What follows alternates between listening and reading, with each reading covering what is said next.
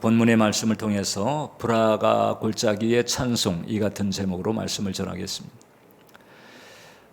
여호사밧 왕이 남왕국 유다를 통치할 때가 주전 896년이니까 지금 이제 본문의 사건은 지금으로부터 2900년 전에 일어난 일이다, 이렇게 볼 수 있습니다.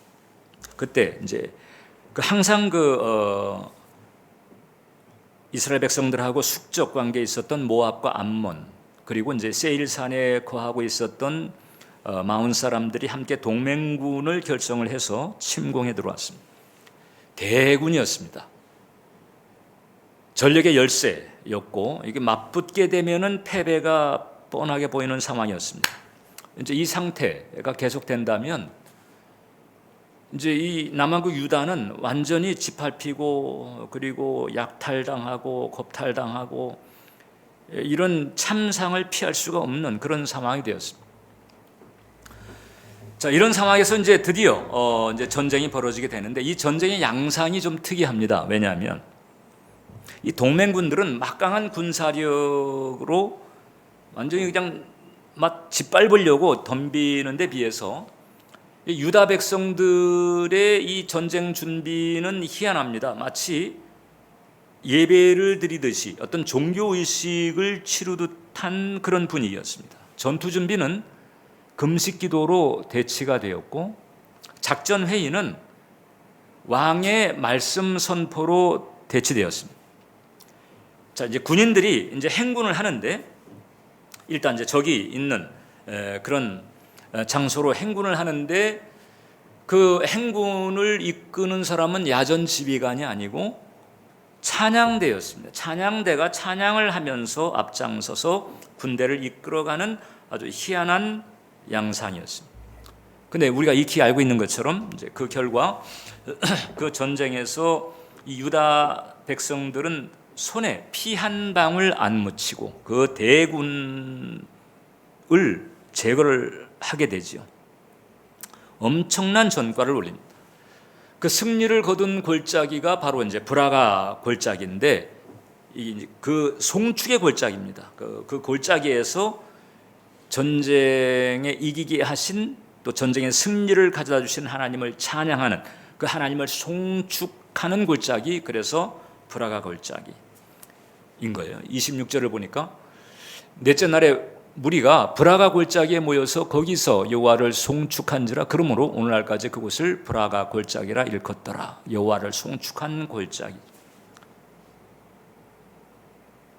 대군이 쳐들어왔습니다.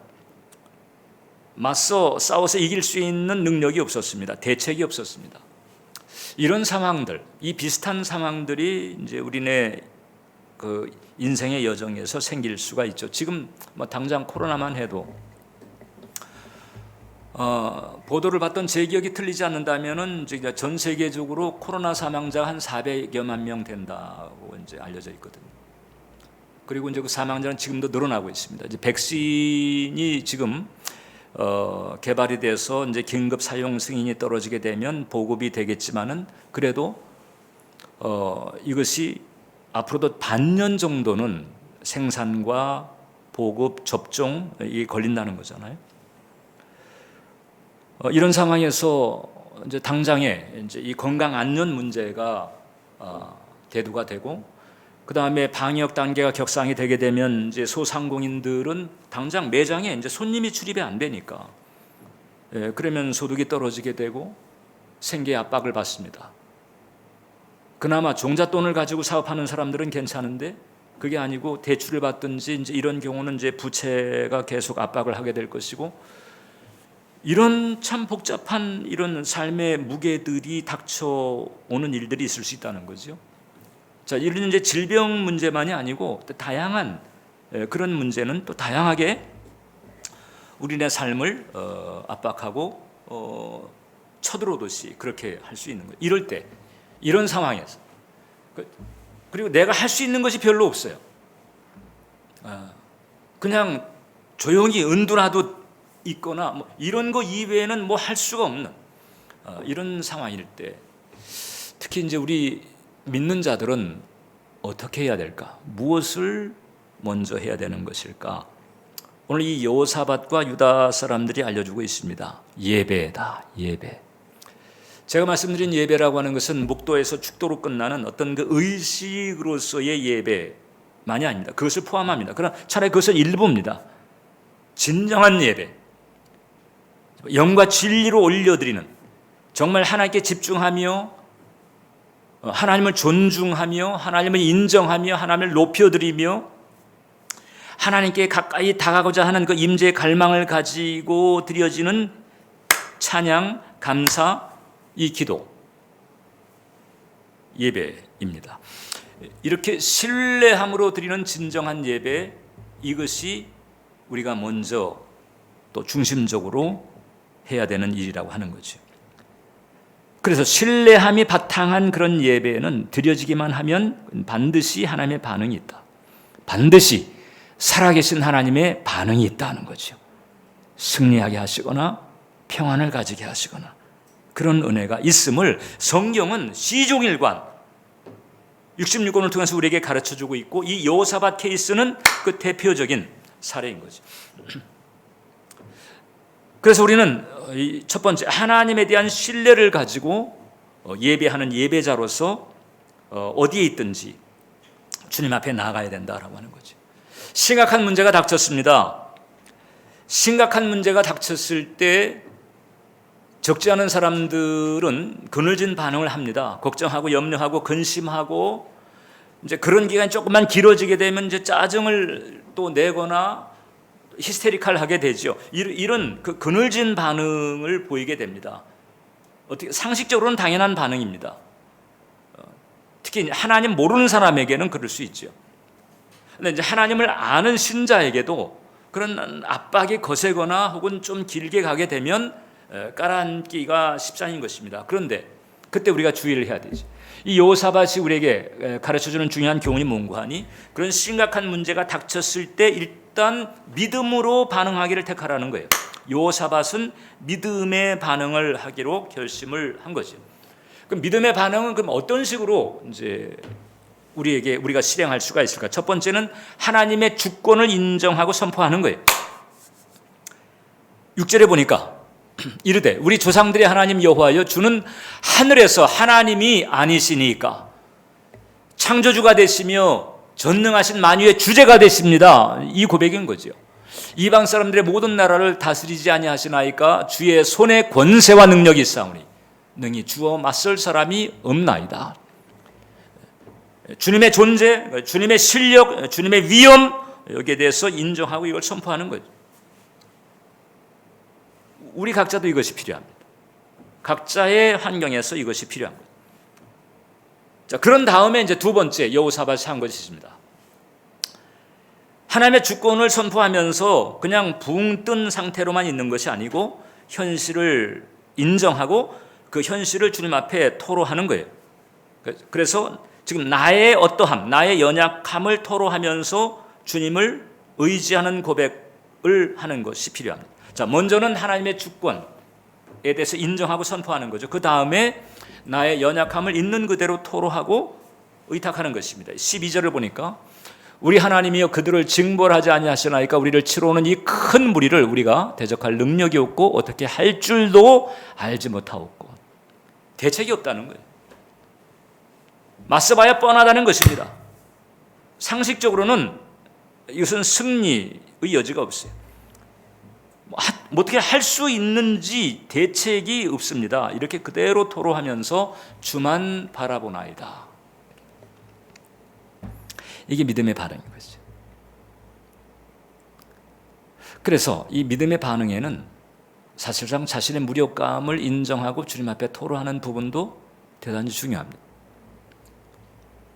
이렇게 했을 때 이제 이 신뢰를 보이니까 하나님께서 반응하십니다. 그래서 이제 레위 사람 야하시엘이라고 하는 사람을 통해서 하나님의 음성이 떨어져요.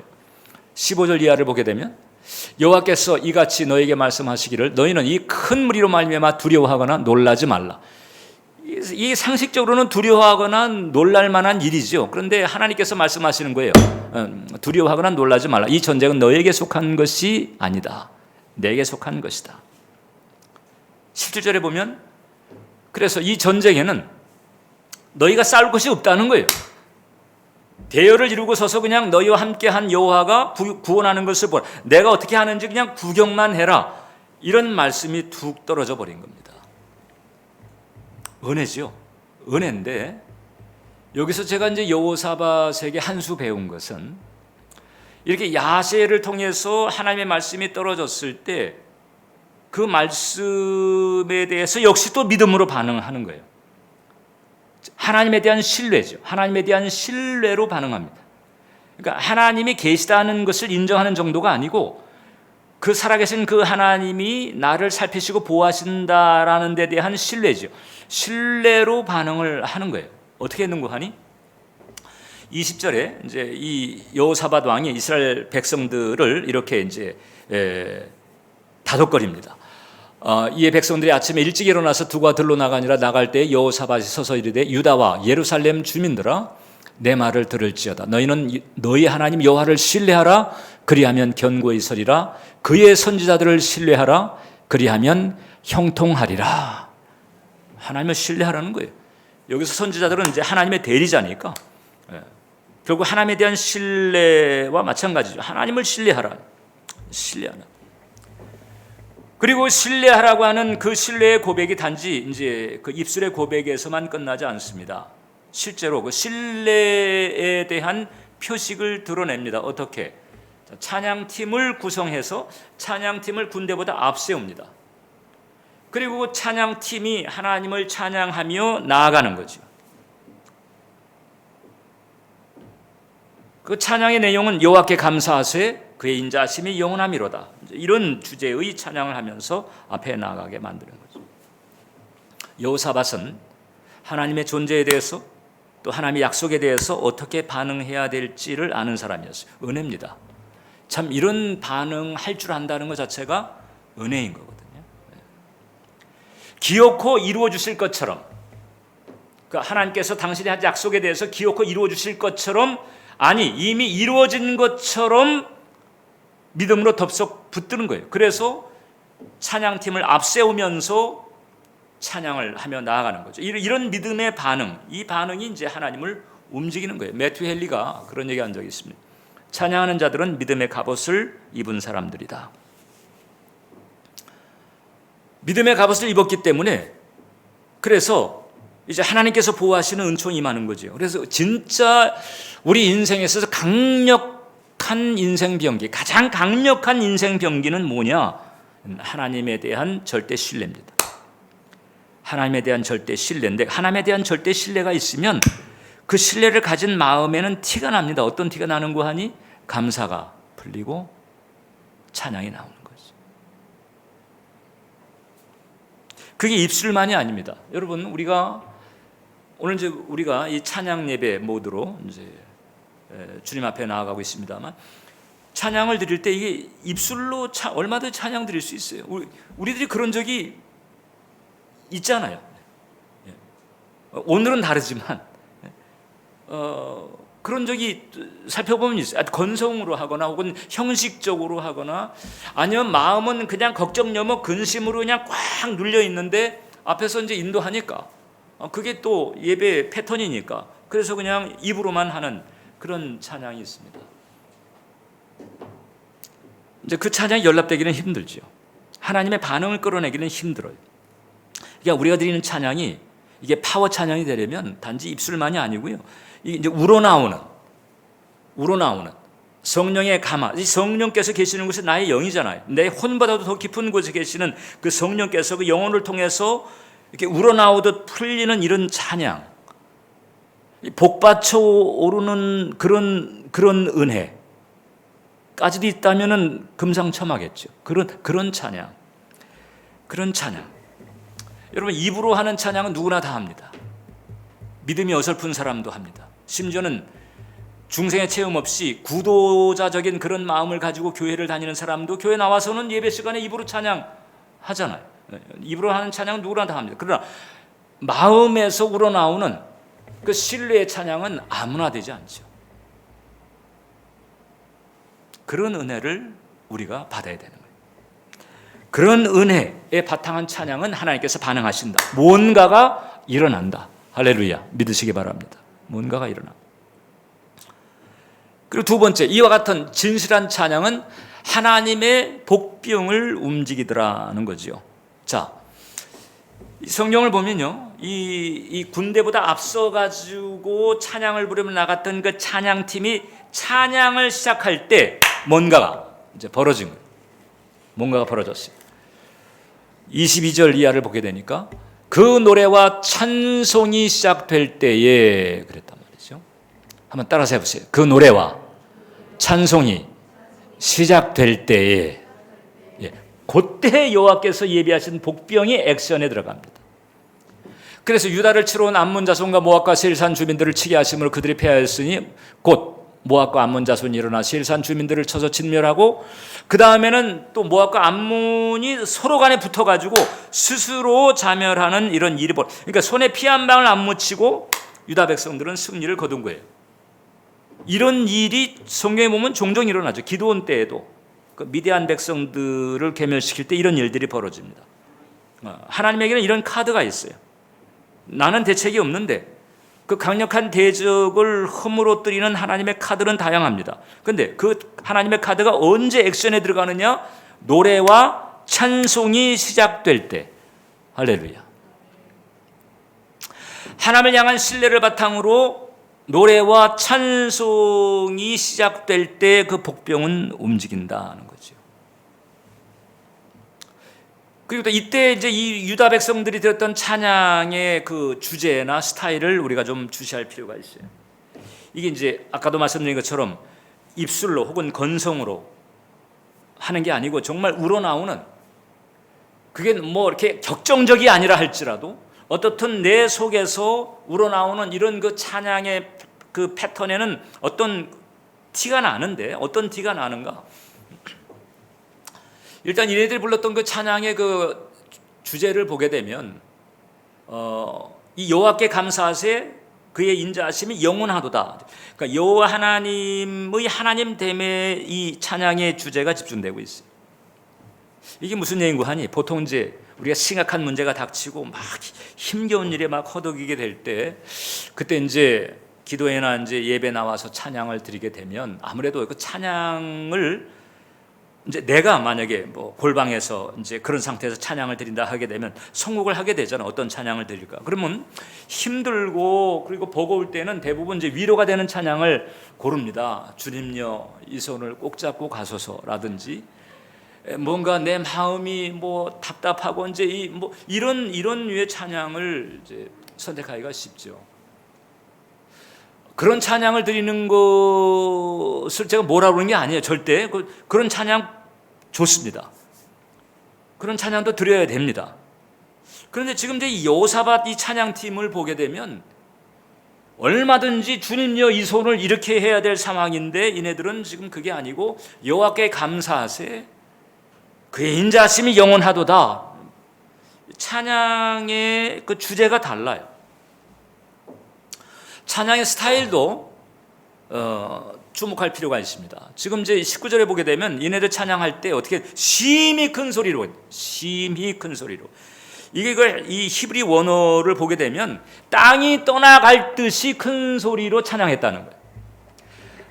하늘이 닿을 정도로 막 터져 나오는, 사로잡힌 이런 이 볼륨의 찬양을 드렸다는 거거든요. 그러니까 볼륨도 그렇고 주제도 그렇고 이네들의 찬양은 파워가 있었습니다.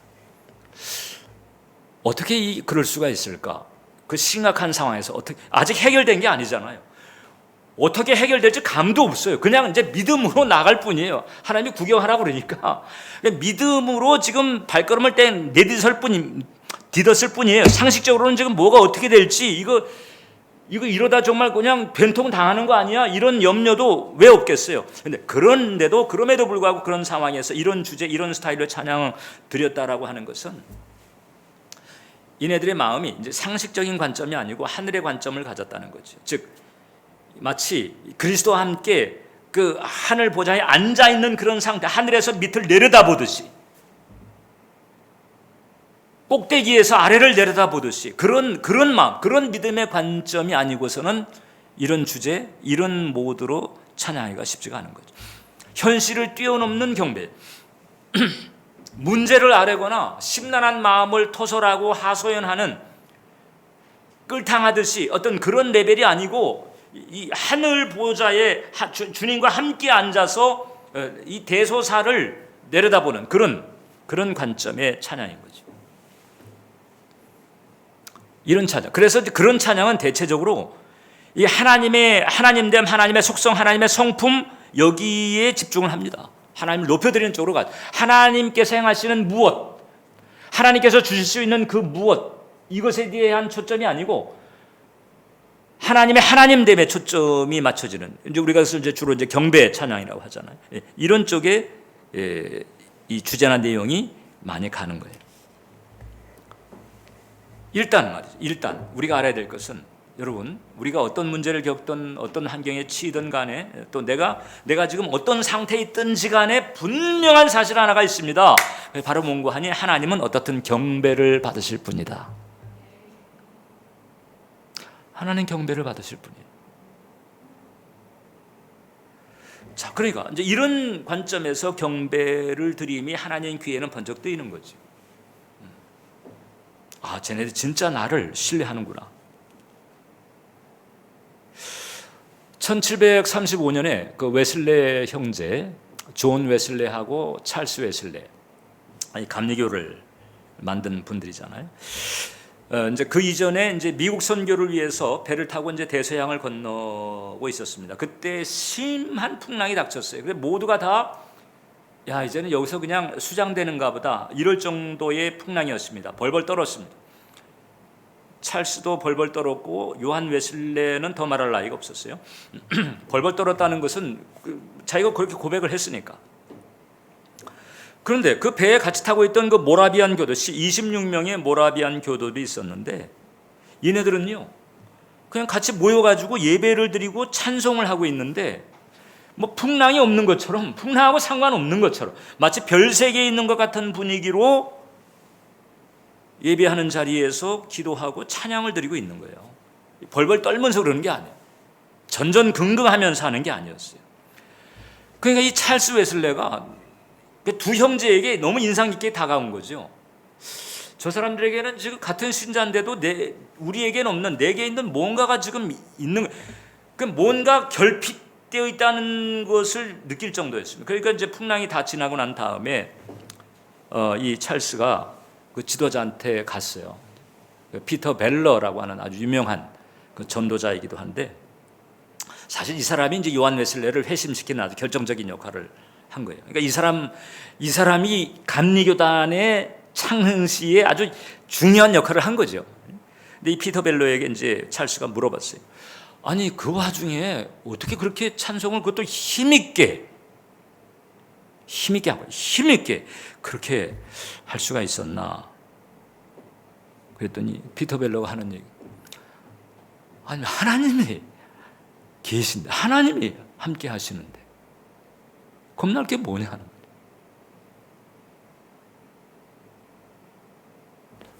살면 미국이고 죽으면 천국이고 뭐가 겁나? 이렇게. 그러면서 이 피터 벨러가 그때 이제 이 얘기를 합니다. 내게 혀가 1000개가 있을지라도 그 1000개의 혀로 나는 하나님을 찬송할 것이다. 그 정도로 하나님이 가까웠고 하나님께서 행하시는 것들, 하나님의 주신 것들 감사할 것이 그냥 차고 넘친 거예요. 감사가 환경을 압도한 거예요. 감사가 현실을 압도해 버렸어요. 1000개가 있을지라도 그 혀들로 하나님을 찬송할 것이. 이때 찰스 웨슬레가 여기에 감화를 받습니다. 여기에 감화를 받아가지고 그 뒤에 찰스 웨슬레가 이 요한 웨슬레보다도 3일 먼저 회심을 했어요. 그 뒤에 찬송을 만들었는데, 그 찬송이 이제 우리 찬송가도 있죠. 23장에 보면 만입이 내게 있으면 그 입 다 가지고, 그 찬양. 그래서 만입이라고 하는, 1000개가 아니고 만입으로 갔어요. 근데 이 만입의 이 찬양, 이 올드 이 휨이잖아. 이 찬양을 보면서 은혜 받은 사람이 있었어요. 그래가지고 그 찬양을 가지고 이제 이 가스펠송을 만듭니다. 맷 레드먼이라고 하는 찬양 사역자가 1만 가지 이유라고 하는 찬양을 바로 이제 그 만개 입에서 이제 나온 거죠. 찬양을 저는 그때 그 배가 뒤집히지 않고 안전할 수 있었던 아주 결정적인 이유는 그 모라비안 교도들의 신뢰에 있었다고 저는 그렇게 봐요. 나중에 이제 천국 가면 물어볼 참 주님에게 그때 그 배를 온전케 한 이유가 그 사람들 때문 아니었을까요? 저는 그렇게 생각을 해요. 노래와 찬송이 시작될 때 하나님의 액션이 들어간다는 거죠. 여러분들 마찬가지입니다. 여러분들의 삶에서 노래와 찬송이 있게 하면 하나님의 액션이 들어간다. 매튜 헨리가 그런 얘기했습니다. 하나님은 성도들이 진심으로 찬미할 때 그들의 일을 도우신다. 자, 유다 백성이 찬송을 부르면서 이제 간 거예요. 갔는데 보니까 벌써 끝났어. 다들 다 죽었어. 그리고 그들이 가져왔던 것을 전리품으로 이제 거두온 거죠. 그러니까 이 모압과 암몬 이스라엘 후손들은요, 이게 죽으러 온 거예요. 죽으러 온 것일 뿐만 아니라 사실상 유다의 살림살이 보태주러 왔습니다. 어느 정도였는가? 25절을 보면 여호사밧과 그 백성이 가서 적군의 물건을 탈취할세 본즉 그 가운데 재물과 의복과 보물이 많이 있으므로 각기 탈취하는데 그 물건이 너무 많아 능히 가져갈 수 없을 만큼 많으므로 사흘 동안 거두어들였다. 어마어마한 전리품을 거두드립니다. 살림살이가 나아진 겁니다. 여러분, 이 점을 기억해야 됩니다. 한번 따라서 해보세요. 믿음으로 찬양을 드리면 기쁨으로 찬양 드릴 때가 온다. 네, 정말 믿음으로 반응해야 될 때가 있어요. 그것은 현실이 퍽퍽한 경우죠. 그때 믿음의 반응을 볼 필요가 있습니다. 그래서 그때 믿음으로 찬양하면 진짜 기쁨으로 찬양 드릴 때가 온다. 그래서 세 번째, 우리는 이 선취된 영생, 예수 그리스도의 십자가를 통해서 우리에게 주어진 이 영생의 은총, 이 부분을 우리가 확신을 가지고 늘 하나님 앞에 감사를 하자. 1800년대 미국과 영국의 부흥을 이끌었던 그 영적인 지도자 가운데에서 무디 목사님이 있습니다. 이 무디 목사님이 가는 곳마다 이 집회를 하게 되면 많은 사람들이 결신을 하고 큰 부흥의 역사가 일어났는데, 이 무디 목사님의 사역을 도왔던 그 가스펠 싱어가 있어요. 찬양 사역자지. 이 찬양 사역자가 바로 누군가 하니 그 생키라고 하는, 아이라 데이빗 생키라고 하는 분이에요. 이분이 찬양을, 설교 전에 찬양을 하면 벌써 이제 이 회중들의 마음이 이게 오픈이 되고 이게 이제 녹아져 있는 거예요. 그리고 이제 무디 목사님이 단에 서서 복음을 전하면 그 말씀이 심령에 이제 꽂히는 이런 일이에요. 이 생키 이분이 지은 찬양, 좋은 찬양들이 상당히 많습니다. 어려운 일 당할 때 이 찬양도 있고요. 나 주의 도움 받고 이 찬양도. 십자가 군병되어서 이것도 있고요. 주 날개 밑 이 찬양도. 좋은 찬양들 얼마나 많이 만들었나요? 근데 이분이 이제 남북전쟁 때 북군에 참여를 했습니다. 그래서 이제 북군이 돼가지고 이제 한 전선에서 이제 보초를 쓰게 됐어요. 밤중에 보초를 쓰고 있는데 그때 그 전선에 이제 접근했던 그 남군 병사가 이 보초를 보더니 그다음에 딱 총을 겨눠가지고 이제 방아쇠만 당기면 끝나요. 근데 그 보초가 누구냐? 생키. 이 생키가 이제 딱 보초를 서고 있으면서 혼자 이렇게 있다 보니까 마음속에 이렇게 하나님을 생각하면서 보초를 쓰다 보니까는 찬양이 나오는 거죠. 그 찬양을 부르는 거예요. 그 찬양이 바로 뭔가 아니에요. 선한 목자 되신 우리 주, 이제 이 찬양을 이제 부르는 거예요. 보초 쓸 때 찬양을 불러도 되는지 그 부분은 지금 좀 이제 군대 가서 물어봐야 되겠는데, 어떻든 찬양을 부르는데 지금 이 생키를 향해 가지고 이제 방아쇠를 당기려고 했던 남군이 방아쇠를 당기려고 하는데 찬양을 부르는 거예요. 근데 찬양이 자기 엄마가 잘 부르는 찬양이었던 거예요. 아주 익숙한 찬양. 그러니까 그 찬양을 들으면서 엄마도 생각이 나고 하나님도 생각이 나고 그 찬양 부르는 그 사람을 쏠 수가 없는 거예요. 그래서 찬양이 끝나면 이제 댕기자 이렇게 하고 딱 노리고 있는데 찬양이 끝날 때쯤 되니까 저렇게 하나님 믿는 사람인데 그러면서 그냥 총을 거두고 다시 빠져나왔다는 거죠. 근데 나중에 전쟁 다 끝나고 이 생키가 이제 그 배를 타고 여행을 하는 그런 상황이 있었는데 이제 생키를 알아본 사람들이 찬양을 불러달라고 이렇게 했을 때 생키가 그 선한 목자 대신 우리 주 그 찬양을 부른 거예요. 그때 그 찬양을 듣고 있던 그 승객 중에 한 사람이 귀가 번쩍 뜨고 어디서 이 익숙한 이러면서 이제 딱 보니까 그 생키인데 그 찬양이 기억이 난 거죠. 그래가지고 이제 찬양 끝나고 난 다음에 이제 다가가가지고 혹시 북군에 있었습니까? 혹시 1862년 그때 어느 지역에서 보초선 적이 없어요. 이렇게 얘기하다 보니까 맞는 거예요. 방아쇠를 당기려고 했던 사람하고 보초를 섰던 생키가 만나게 된 거죠. 간증으로 그렇게 알려졌어요. 찬양은 피 튀기는 전장에서조차도 뭔가를 가져온다는 거죠. 뭔가 하나님의 액션이 있게 한다는 거죠. 피 튀기는 전장에서조차도.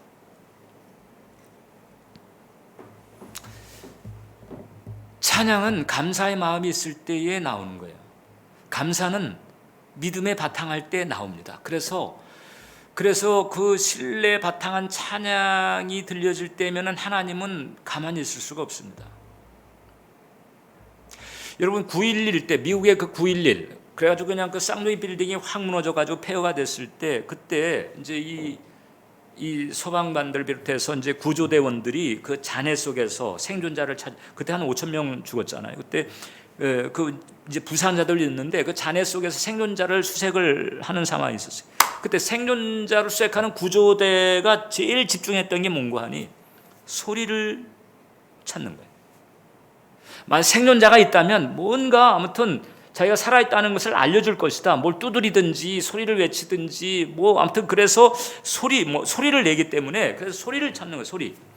그 소리가 들리게 되면 최우선적으로 이제 거기를 이제 찾아가서 작업을 하는 거거든요. 오늘 우리가 살고 있는 이 세상이 이런 잔해들로 가득합니다. 지금 뭐 코로나 잔해들로 지금 막 뒤덮여 있고 여러 가지 아무튼 인생의 사건이나 상처들로 그러고 말미암은 아픔들로 뒤덮여 있고 이렇게 뒤덮여 있는 이런 상황 속에서 하나님의 액션은 어디서부터 시작되는 거 아니 소리가 들리는 어떤 소리냐? 감사와 찬양의 소리. 할렐루야. 할렐루야. 감사와 찬양의 소리. 여기 하나님의 액션이 들어가는. 하나님은 진정한 신뢰에서 오는 감사와 찬양이 있는 곳에 액션하십니다. 그런 곳을 찾으시고 그런 사람들을 찾으십니다. 그리고 어떻게 해결되나 구경하게까지도 하십니다. 감사하며 찬양하시길 바랍니다. 여러분들의 입에서 감사와 찬양이 시작될 때 하나님의 액션이 시작된다. 기도하겠습니다. 아버지 하나님, 오늘 이렇게 우리의 예배 가운데 함께 하시고 우리의 찬양을 연락해 주심을 감사합니다. 하나님을 향한 깊은 신뢰의 은총을 부어주시고 그 신뢰의 바탕에서 감사하며 찬양할 때 하나님의 액션이 있는 줄 압니다. 반드시 하나님께서 반응하시는 줄을 믿습니다. 이제 우리 사랑하는 예배자 한 영혼 한 영혼 붙들어 주셔서 감사와 찬양으로 나아가게 해 주시옵소서. 예수님의 이름으로 기도합니다. 아멘.